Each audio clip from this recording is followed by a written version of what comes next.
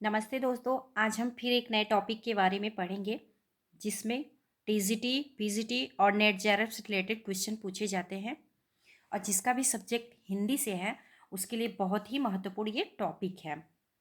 जिसमें हमने इसके पहले वाले वीडियो में वाक्य विज्ञान के बारे में विस्तार पूर्वक जाना था और उससे जुड़े क्वेश्चन जितने पूछे जाते हैं हमारे टीजीटी, पीजीटी और नेट जेआरएफ से रिलेटेड जो भी क्वेश्चन पूछे जाते हैं जिसका हिंदी सब्जेक्ट है, सबसे महत्वपूर्ण ये सब टॉपिक हैं जिसमें आज का टॉपिक है अर्थ विज्ञान।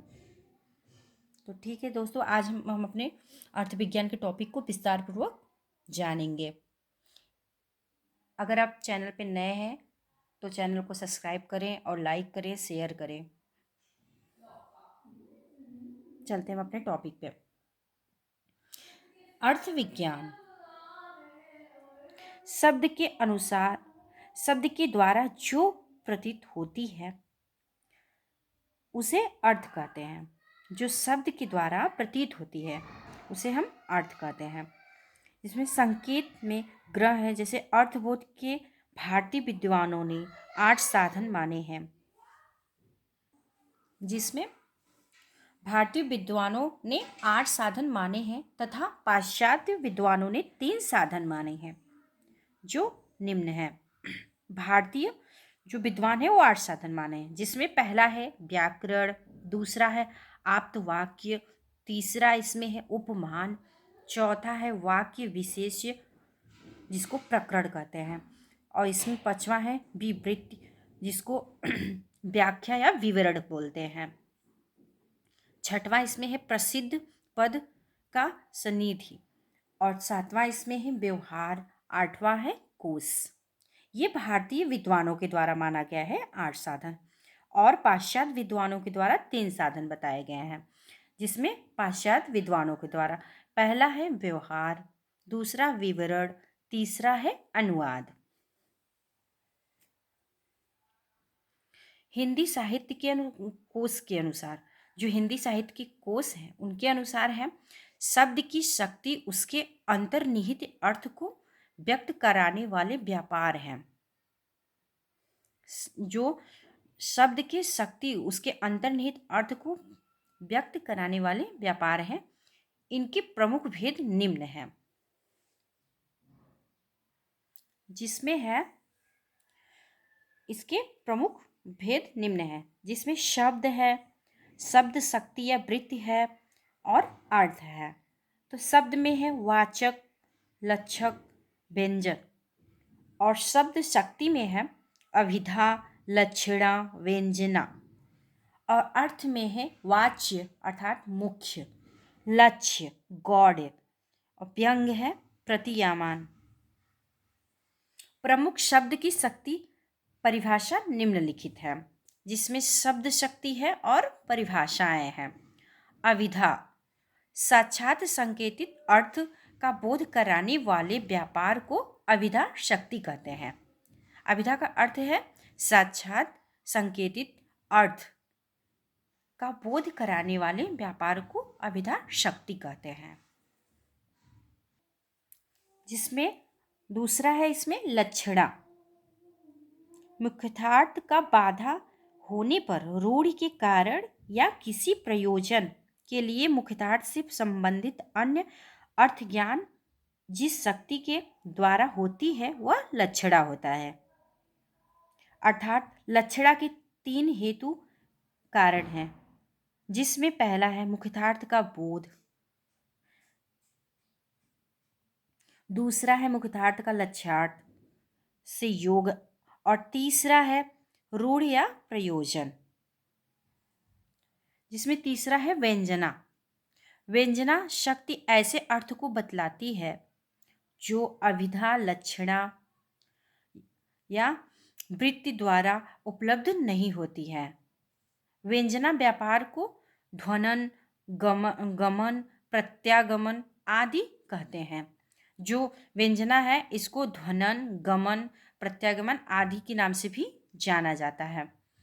और पाश्चात्य विद्वानों ने अर्थ के 3 भेद माने हैं, जिसमें पाश्चात्य विद्वानों ने 3 भेद माने हैं, जिसमें पहला है कोशार्थ, दूसरा है वाक्यार्थ और तीसरा इसमें है अनियार्थ। शब्द मुख्यतः 2 प्रकार के होते हैं, जिसमें पहला जो शब्द है इसमें 2 प्रकार के होते हैं, जिसमें पहला है एकार्थ और दूसरा है अनेकार्थ। जिसमें एकार्थ शब्दों के अर्थ निर्णय के साधन 10 साधन माने गए हैं। जो एकार्थ शब्द के अर्थ निर्णय है वो 10 साधन माने गए हैं तथा अनेकार्थ शब्द के अर्थ निर्णय में 14 साधन माने गए हैं, जो कि निम्नवत है। जिसमें पहला एकार्थ शब्द है, इसके साधन 10 माने गए हैं।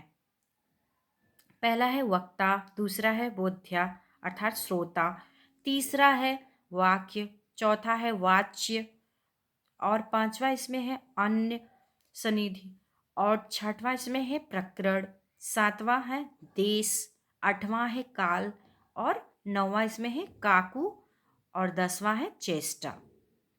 अनेकार्थ शब्द में 14 साधन बताए गए हैं, जिसमें से पहला है संयोग, दूसरा वियोग है, तीसरा साहचर्य है, चौथा है विरोध, पांचवां है अर्थ और छठवां इसमें है प्रकरण और सातवां है लिंग, आठवां है अन्य शब्द का सन्निहित और इसमें नौवां है सामर्थ्य और 10वां है औचित्य।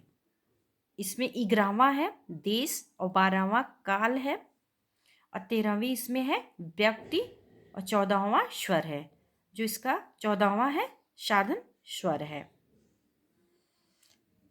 अर्थ परिवर्तन की 3 दिशाएं हैं, जो कि निम्न है। जिसमें पहला है अर्थ विस्तार, दूसरा है अर्थ संकोच और तीसरा इसमें अर्थादेश। जिसमें अर्थ परिवर्तन की दिशाओं का रेखाचित्र निम्न है। अर्थ परिवर्तन की दिशाएं इसमें बताई गई हैं, जो कि हमने बताया 3 हैं, तो इसको कैसे दर्शाया गया है ये भी इसमें बताया गया है। जिसमें है अर्थ विस्तार, दूसरा अर्थ संकोच, तीसरा अर्थादेश और अर्थादेश में है अर्थोत्कर्ष, अर्थोपकर्ष और मूर्तिकरण और अमूर्तिकरण। अर्थ परिवर्तन या विकास के अंतर्गत अर्थ विस्तार की दृष्टि से प्रमुख शब्द सूचित है, जो कि निम्नवत है। जिसमें है शब्द, मूल अर्थ और परिवर्तित अर्थ अर्थात विस्तार। जिसमें है स्याही, इसका मूल अर्थ है काली स्याही और परिवर्तित हुआ है सभी रंगों की लिखने की स्याही। दूसरा है तेल, जिसका मूल अर्थ होता है तिल का तेल और परिवर्तित अर्थ में है सभी प्रकार का तेल। और इसमें है तीसरा कुशल, जो कि कुशों को लाना, इसका परिवर्तित अर्थ होता है निपुण चतुर। प्रवीण शब्द है और इसका मूल अर्थ होता है वीणा वादन में निपुण, इसका परिवर्तित अर्थ होता है दक्ष चतुर।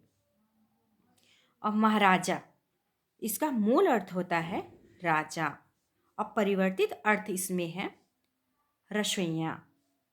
गवेषणा, जिसका मूल अर्थ है गाय चराना, परिवर्तित अर्थ है इसमें खोज। अर्थ परिवर्तन या विकास के अंतर्गत अर्थ संकोच की दृष्टि से प्रमुख शब्द जो इस प्रकार से हैं। जिसमें अर्थ संकोच की दृष्टि से इसमें इस प्रकार के शब्द हैं, जैसे शब्द हुआ गुल अर्थ, परिवर्तित अर्थ। जिसमें पहला है सर्प, गुल अर्थ है जो सरकता है और परिवर्तित अर्थ है सांप। जिसमें और भी इसमें महत्वपूर्ण है, जैसे कुंजर, जो कि कुंज में विचरता है, इसका है मूल, इसका परिवर्तित अर्थ होता है हाथी। और भी जिससे महत्वपूर्ण हो गए मोदक, और इसका मूल अर्थ होता है प्रसन्न करने वाला, परिवर्तित अर्थ लड्डू है। जैसे इसमें बाढ़ है, बढ़ने की क्रिया। और इसका परिवर्तित है जलावेग।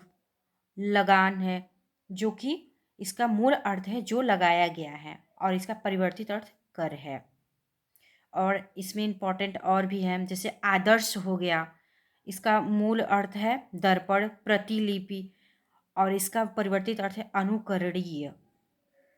और अवतार है इसमें, जिसका मूल अर्थ होता है उतार या भूमिका, और इसका परिवर्तित अर्थ है देवता का जन्म। जैसे मिग्र हुआ, और इसका मूल अर्थ है पशु, और परिवर्तित अर्थ है हिरण। जैसे और भी हैं, जैसे मुर्गा है, इसका मूल अर्थ है पक्षी, और इसका परिवर्तित है कुक्कुट। जिसमें और भी हैं, जैसे हमने बताया कि उसके पहले वाले में अर्थ परिवर्तन के अंतर्गत अर्थात देश की दृष्टि से कुछ महत्वपूर्ण सूची हैं। हमने 2 के बारे में बता दिए, ये तीसरा है अर्थात देश की दृष्टि से, जिसमें अर्थोत्कर्ष, अर्थोपकर्ष, अमूर्तीकरण, मूर्तीकरण। जिसमें जो भी महत्वपूर्ण है हम बता दे रहे हैं। जैसे इसमें है फिरंगी, इसका अर्थोपकरण हो गया जुगुप्सा। अमूर्तीकरण है इसका काटा अर्थात दर्द, और मूर्तीकरण है इसका मूर्तीकरण है सुहाग। जैसे चाल है, इसका है कृष्ण, और इसका अमूर्तीकरण है निमग्न, व्यस्त जिसको कहते हैं। और मूर्तीकरण में बात उड़ाना, जैसे हो गया चारवाक, हो गया मुहूर्त है इसका। और इसका अमूर्तीकरण है पूज अर्थात उपाधि, विराहिंगिन।